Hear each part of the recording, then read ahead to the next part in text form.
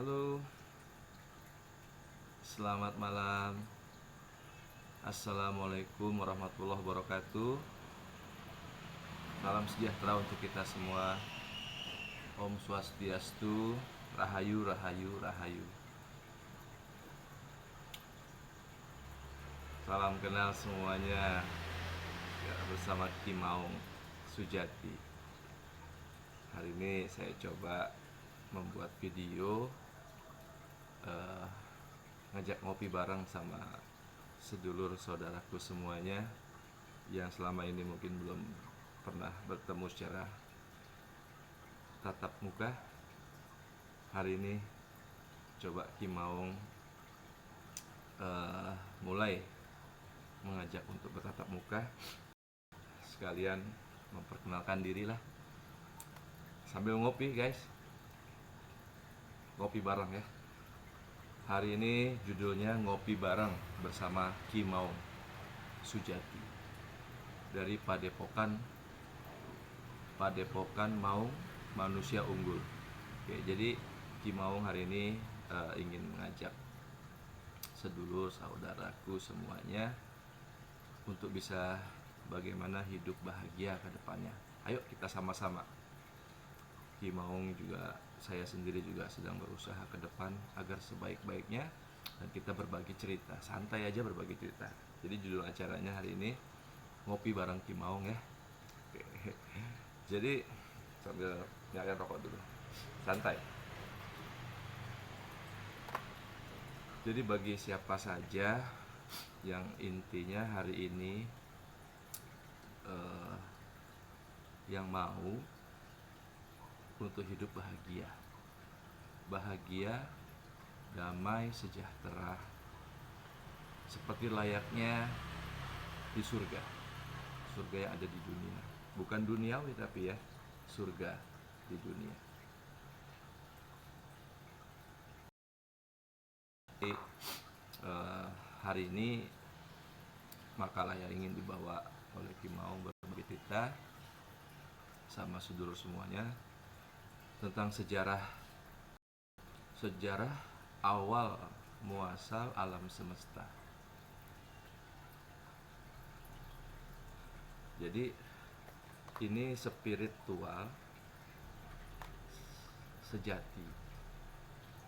Ki Maung coba menceritakan sama teman-teman, ending semuanya adalah hidup bahagia, surga, kenyamanan, kedamaian, bahagia yang hakiki, yang abadi, surga, bukan dunia. Ya, kita coba bahas dari mulai satu persatu. Alhamdulillah sudah bisa saling kenal hari ini. Nanti mungkin kedepannya siapa aja yang mau menyaksikan tayangan dari channelnya Ki Maung ini, mudah-mudahan bisa bermanfaat ya. Jadi dari dasar perkenalan dulu lah, sambil ngopi nih guys. Perkenalan basicnya, Ki Maung memang dulu hidup dalam situasi keadaan yang sangat sulit, dari keluarga miskin, kemudian sudah ngalamin bermacam-macam tekanan hidup dalam proses kehidupan, dan Ki Maung pernah mendapatkan suatu perguruan tenaga dalam. Setelah itu masuk juga ke perguruan Toreko, sebuah torek jalan untuk mengenal hakikat dan ma'rifat, untuk proses perjalanan bagaimana memahami arti kehidupan ini. Dan laku nanti akan Ki Maung bagi, jadi semuanya berkesinambungan. Cuma yang pertama dulu ini Ki Maung coba kasih penjelasan ini agar sedulur semuanya tahu basic-basicnya saya pribadi seperti apa. Setelah itu kemudian dalam proses perjalanan mencoba dalam pencarian sesuai dengan apa yang ada di lingkungan kita.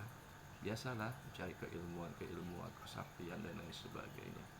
Tapi manusia nggak ada yang sakti guys. ketemulah satu titik bahwa semua adalah kuasa Tuhan.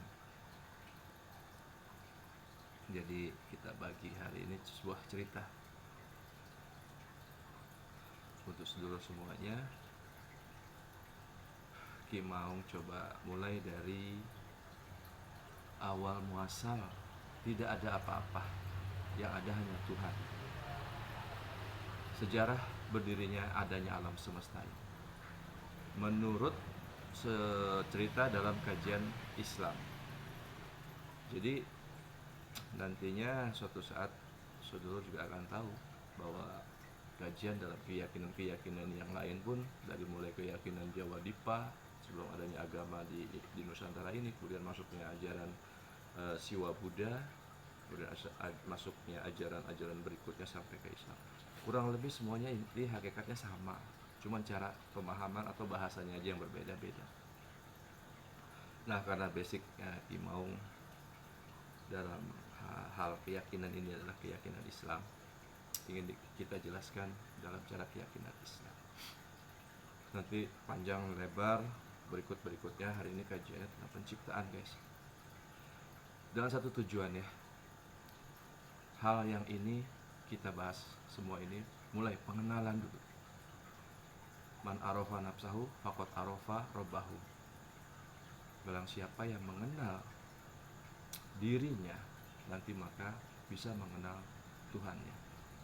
Itu menurut hadis Rasulullah Nabi Muhammad SAW. Jadi kita coba bedah lagi semua.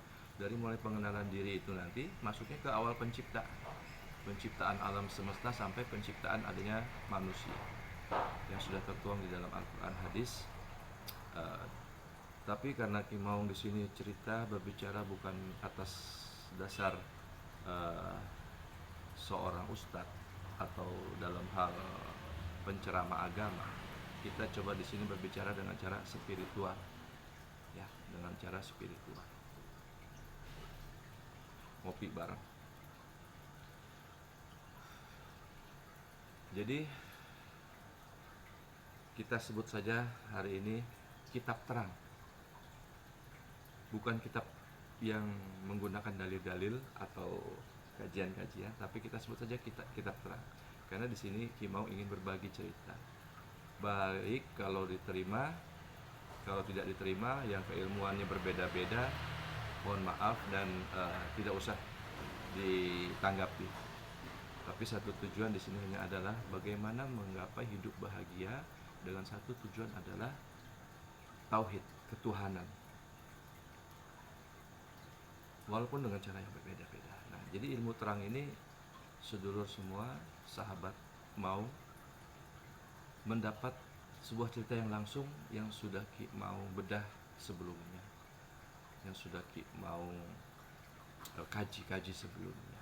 Jadi terang sudah langsung terima, tapi terimanya nanti sesuai dengan hati nurani tentunya ya. Yang cocok, yang bagus diambil, kalau yang nggak cocok nggak usah diambil. Jadi masuk ke poin pokoknya, apa sih asal muasal penciptaan ini? Bahwa bermula awal tidak ada apapun di muka bumi ini, di alam semesta ini, ada hanya Tuhan. Yang ada hanya Allah Subhanahu wa Ta'ala, yang maha hidup, yang tidak dilahirkan, tidak diperanakan, tunggal esa,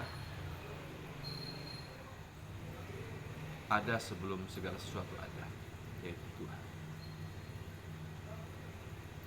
Kalau dengan keyakinan lain bisa disebut dengan nama apapun, tapi intinya adalah Sang Pencipta, tidak ada apapun.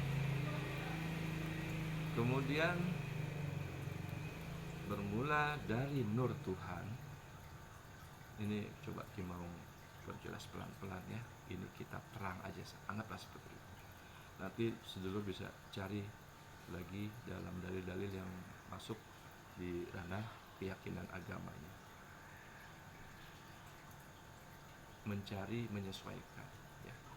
Jadi setelah dari nurnya Tuhan, cahayanya Tuhan yang maha agung, maha besar, memiliki sebuah cahaya. Di saat itu Tuhan ingin memiliki hamba agar Tuhan itu ada, diadakan oleh makhluknya. Terciptalah dari nurnya Tuhan, terciptalah sebuah nur makhluk yang disebut dengan, kita sebut Nur Muhammad, makhluk, cahaya makhluk dan kekasih makhluk pertama di alam semesta ini yang disebut dengan Nur Muhammad, cahaya Muhammad. Dari Nurullah dan Nur Muhammad bertemu, terjadi Big Bang, dentuman keras, kemudian terciptalah alam semesta ini. Tercipta alam semesta ini, berikut sudah semua ada secara material, ya batu, tanah, api, air, dan lain sebagainya. Berarti juga tercipta adanya ruh dari Nur Muhammad tersebut. Allah menciptakan ruh, dan juga dari Nur Muhammad tersebut juga Allah menciptakan yang namanya arasi, dari pertama makhluk yang ada, tercipta dari Nur Allah tersebut. Jadi Nurullah ini juga makhluk, tetapi yang masih bersifat ketuhanan.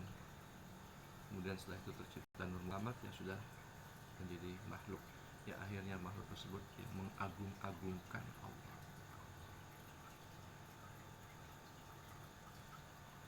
Ini kajian pertama ini agar sedulur semuanya bisa tahu, bisa paham bahwa semua tercipta dari Nur Muhammad, makhluk pertama ciptaan Allah, dari Nur.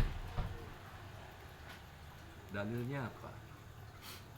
Dalilnya adalah sebuah hadis Rasulullah mengatakan kepada sahabat, engkau ya Jabir tercipta dari aku tercipta dari Allah.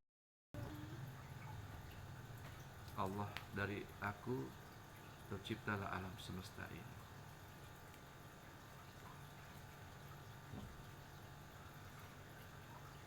Ada sedikit iklan guys, si kecil belum tidur ini. Mohon maaf kalau ada sebuah kajian yang berbeda. Ini kita cuma mengambil benang lurusnya saja, asal muasal penciptaan. Kemudian terciptanya alam semesta, material, angin, api, air, tanah, seluruhnya, pohon, lautan dan lain sebagainya, alam semesta, dan belum ada apa. Dan juga dari sana terciptalah yang namanya makhluk binatang dan makhluk yang wujudnya mirip seperti manusia, tetapi itu bukan manusia, masih disebut dengan makhluk purba. Ribuan tahun guys, ribuan tahun. Nanti kalau Ki mau sampaikan berapa tahun berapa dan lain sebagainya, mungkin ada kajian yang berbeda-beda, tidak masuk ke sana. Nanti bisa sedulur cari sesuai dengan apa yang sedulur dapatkan. Jadi kurang lebih seperti itu. Ruh tercipta, material semua tercipta, pohon tercipta, juga makhluk purba, bentuk-bentuk binatang yang masih besar-besar seperti dinosaurus, seperti makhluk-makhluk purba.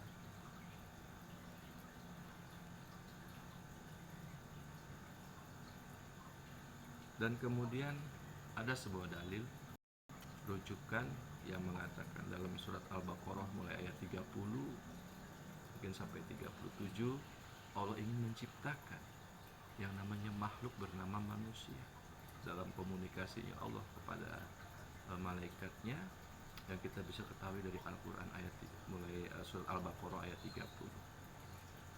Allah ingin menciptakan, dan ditanya dijawab oleh malaikat, untuk apa engkau menciptakan lagi manusia yang sedangkan sudah ada makhluk yang sering berbuat kerusakan, selalu berbuat kerusakan. Allah berkata, hanya akulah yang tahu. Kemudian disitulah cikal bakal awal terciptanya Nabi Adam, manusia pertama.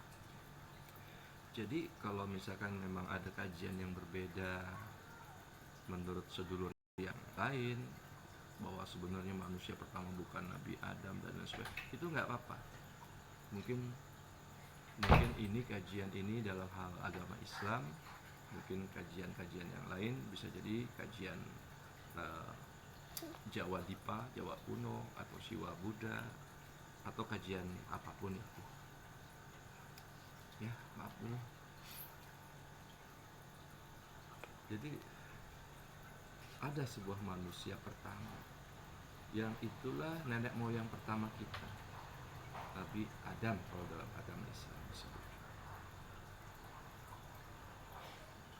Kemudian sebuah cerita nanti nyambung ke cerita berikutnya. Kita akan sampaikan mulai cerita dari Nabi Adam dengan istrinya, kemudian juga anaknya, sampai kepada seterusnya nanti akan nyambung lagi.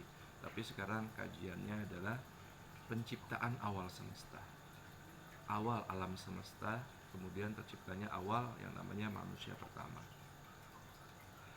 Apa sih tujuannya Allah menciptakan manusia ini? Yang dikatakan di dalam Al-Quran itu Allah yang ingin menciptakan yang namanya khalifah, pemimpin manusia, khususnya dalam hal ini mungkin laki-laki, karena awal penciptaan manusia itu adalah laki-laki yang Allah ciptakan, Adam. Nah kemudian ada sebuah rujukan ayat Al-Quran yang mengatakan Allah menciptakan Siti Hawa, istrinya Adam, dari bagian tubuhnya Adam. Jelas itu di dalam Al-Quran dikatakan. Di sini belum mau dulu mengatakan ayat suratnya dan sebagainya, karena ini bukan kajian secara spesifik agama. Sedulur bisa nanti cari, telusuri, buka aja di Google langsung kelihatan itu. Apa ayat yang mengatakan bahwa Allah mengatakan yang seperti saya katakan tadi itu, bahwa Allah menciptakan Siti Hawa dari bagian tubuh Adam. Jadi khalifah ini laki-laki. Untuk khusus laki-laki ini kita perlu tahu, kita belajar dari awal pertama untuk man arafa nafsahu faqad arafa rabbahu, untuk mengenal diri sebenarnya. Mengenal penciptaan Adam itulah nanti kita bisa mengenal diri. Apa sih rujukannya? Untuk jasmaninya, raga badannya, Allah mengambil dari tanah yang katanya dari segala penjuru bumi, ya, tanahnya lumpur, bau, dan lain sebagainya. Kemudian setelah sudah terbentuk jasad, Allah meniupkan ruhnya dari zatnya Allah. Itu pun ada kajian dari, bukan kajian, itu pun ada rujukan dari sebuah ayat, ya, dari sebuah dari ayat Al-Quran. Dari Al-Quran Allah mengatakan pada saat penciptaan aku tiupkan ruh dari zatnya Allah. Nah inilah dikatakan yang namanya unggul. Manusia ini adalah makhluk yang paling unggul. Rujukan ayatnya lagi di dalam Al-Quran dikatakan, demi bukit Sinai, Allah bersumpah demi bukit Sinai. Kalau kita bersumpah mengatakan demi Allah, agar siapa yang kita ajak lawan bicara siapapun agar percaya, demi Allah. Ada juga yang keyakinan lain mengatakan demi bapakku, demi nyawa bapakku, atau apapun itu. Allah juga bersumpah demi bukit Sinai. Mungkin bukit Sinai ini adalah sebuah bukit yang sangat mengandung sebuah rahasia sangat besar di dalamnya. Nah Allah bersumpah di situ untuk meyakinkan kita lewat Al-Quran bahwa ayatnya demi bukit Sinai, bahwa aku menciptakan manusia itu sebaik-baiknya makhluk. Itu sudah jelas. Jadi namanya manusia adalah makhluk yang paling mulia, unggul. Di mana unggulnya? Nah, nanti akan kita kaji lagi di sini. Di mana unggulnya? Yang setelah terciptanya Nabi Adam, Allah memerintahkan kepada semua makhluk untuk bersujud di hadapan Adam. semua makhluk bersujud, tetapi ada satu yang tidak mau karena merasa sombong, merasa lebih baik dari api, sedangkan Adam dari tanah. Itulah yang akhirnya jangan sampai kita mengikuti ke arah sana. Jadi semua sujud nunduk. Yang mana? Sujud sama siapa? Yang dikatakan nur atau ruh. Bahasa tasawuf mengatakan Nur Muhammad. Bahasa Arab mengatakan Ruh Al-Qudus. Nah, ada lagi orang Jawa mengatakan Ingsun. Ada lagi orang Hindu Nusantara di Bali mengatakan Atman. Jadi sesuai dengan bahasanya. Nah, ini lagi nanti akan kita jadi bijaksana dalam memaknai perbedaan-perbedaan bahasa tersebut. Ya. Jadi ruh, kalau kita sering menyebut secara umum disebutnya ruh, itulah fitrahnya yang sangat mulia, yang sangat unggul, karena dari zatnya Tuhan. Nah, sekarang bagaimana untuk jaga fitrahnya? Sedangkan kita dengan penciptaan kita sudah terbungkus dengan jasmani raga yang katanya dari tanah yang bau, yang isinya di sini adalah nafsu. Tetapi bukannya buruk. Jasmani inilah kendaraan kita. Untuk kita yang di dalam ini, ruh ini, sejati fitrah untuk menebarkan sifat-sifat yang harus kita lakukan, sifat-sifat Tuhan sebagai wujud perwakilannya di bumi ini. Kita bisa melakukan itu dengan adanya badan jasmani ini. Untuk itu laku-laku setiap agama ini bagaimana sekarang kita bisa membangkitkan ruh tersebut, menghidupkan. Sudah ada, tapi banyak yang masih tidur. Membangunkan, akhirnya bisa menselaraskan, mengatur atau menjaga, menjalankan fungsi raga badan ini kepada jalan sifat Tuhan. Seperti tangan untuk memberi kebaikan, pikiran untuk berpikir bagaimana berbuat kebaikan, mulut bagaimana berbicara menyampaikan kalam-kalam Allah, kaki bagaimana kita bawa langkah kaki kita di jalan Tuhan. Bisa andai kata kita mau bersodako, andai kata kita mau bersilaturahmi menggunakan kaki. Ya juga bagaimana kita untuk tempat-tempat ibadah, tempat leluhur, orang tua kita makan, semua ya. Jadi raga badan ini fungsinya adalah meneruskan apa yang ada di dalam ruh, yang sifat-sifat Tuhan. Nah, jadi sekarang kajian di sana bagaimana menghidupkan, membangkitkan ruh sejatinya ini yang harus menebarkan sifat-sifat sejati, kebaikan-kebaikan ini. Semua sifat-sifat yang ada di Asmaul Husna. Karena dari zat yang sama. Tapi Tuhan tetap Sang Maha Agung, Sang Tunggal, Sang Pencipta, Sang Maha Agung, Maha. Tetapi kita sebagai ciptaannya manusia ini yang diciptakan oleh Allah berupa zatnya, kita bisa meneruskan untuk merawat bumi, menjaga bumi, menebar-nebarkan sifat-sifat Tuhan, berbagi kebaikan, kesabaran dan lain sebagainya. Kajian pertama ini pengenalan.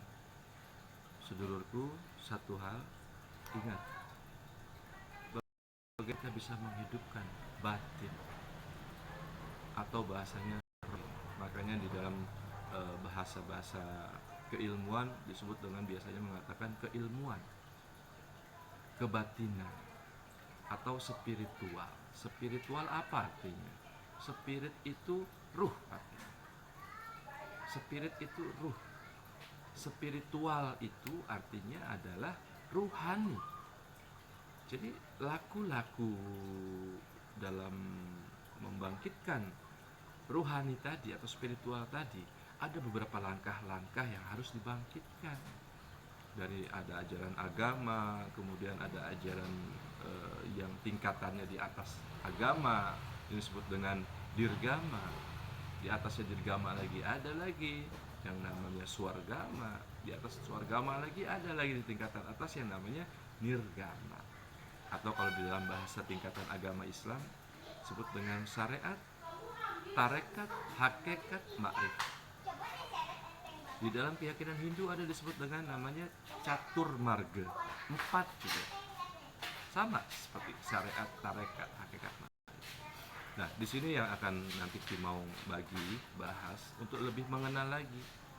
Sekarang kita sebut saja orang yang menjalankan laku syariat, pengenalan agama dari laku baca, ilmu membaca kitab dari Al-Quran, hadis, atau kitab-kitab ciptaan dari karangan para ulama. Inilah syariat. Tata cara sholat, berwudu, bacaan-bacaan Al-Quran dan sebagainya. Kemudian setelah itu melaksanakan tareknya, lakunya, menjalankan sholat, zikir, itu juga tarekat. Itu juga tarekat, tapi tarekat syariat. Tarekat dari hukum yang sudah dibentuk dari syariat. Jadi tarekat syariat. Laku, jadi pertama keyakinan sama Tuhan dari membaca kitab-kitab tersebut, kemudian yang langkah keduanya itu adalah mulai menjalankan lakunya, laku ketuhanannya, seperti sholat, ya yang berhubungan dengan ibadah pada Tuhan. Itu namanya tarekat, tapi tarekat syariat.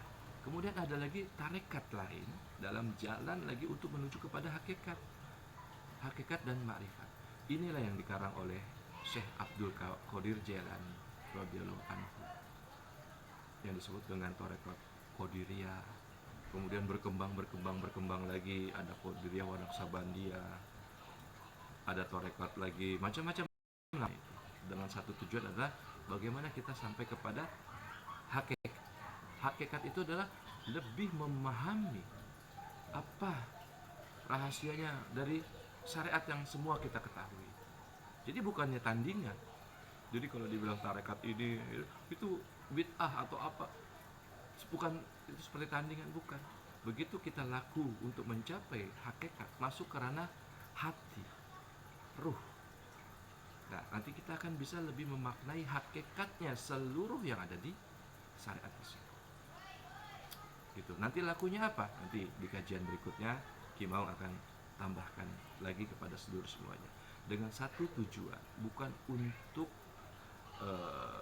sok pembenaran, bukan untuk bercerita tetapi ngalor ngidul atau tidak jelas atau apa, bukan. Tapi satu tujuan adalah biar sedulurku semua hidup bisa berbahagia. Kita sama-sama, termasuk saya. Bagaimana kita sama-sama hidup ini bahagia? Endingnya adalah surga. Surga di bumi, bukan duniawi ya. Beda antara surga dan dunia. Inilah yang perlu diketahui nanti. Semua yang kita dapatkan di dalam kehidupan ini secara material, kehidupan baik, rumah, kendaraan, hidup bersama keluarga, sekolah tinggi buat anak-anak, itu surga yang semua dihasilkan dari kebarokahan atas kehendak Tuhan, atas kuasa Tuhan. Beda dengan duniawi yang kita hasilkan apa secara material, semua itu karena nafsu, nafsu badan raganya, ingin kaya harta, ingin cewek wanita yang cantik, mungkin bisa 1, 2, 3, terus memahami ilmu agama tapi sombong, rasa paling benar. Nah, inilah semuanya duniawi. Kemudian satu lagi yang belum tadi mau bahas lagi, yang namanya satu lagi nafsunya amarah, jengkelan saja, nggak sama pemahaman, marah, jengkel. Ingat, makhluk yang mulia, jatuhan, suci, tidak ada kejengkelan. Berjalan kehidupan kita sudah bisa mengekang raga badan nafsu, kemudian kita berjalan sudah atas kuasa kehendak Tuhan. Sifat Tuhan ini yang berjalan di dalam diri kita. Akhirnya hidup bahagia, memaafkan orang lain, memberi pengertian kepada orang lain, dan lain sebagainya. Mungkin sementara kajian Ki Maung itu dulu, nanti bisa dilanjutkan lagi dalam kajian-kajian yang berikutnya. hari ini adalah pengenalan secara garis besarnya dulu tentang siapa diri kita, manusia ini, dari mana penciptaan, ya. Nah, kemudian nanti next akan kita mau lagi bagi untuk apa sebenarnya tujuan fungsi kita hidup ini, ya. Seperti itu dulu guys. Salam manusia unggul, agar kita semua sama-sama bisa menjadi manusia unggul sesuai dengan kehendak Tuhan Allah Subhanahu wa taala. Assalamualaikum warahmatullahi wabarakatuh. Rahayu, rahayu, rahayu.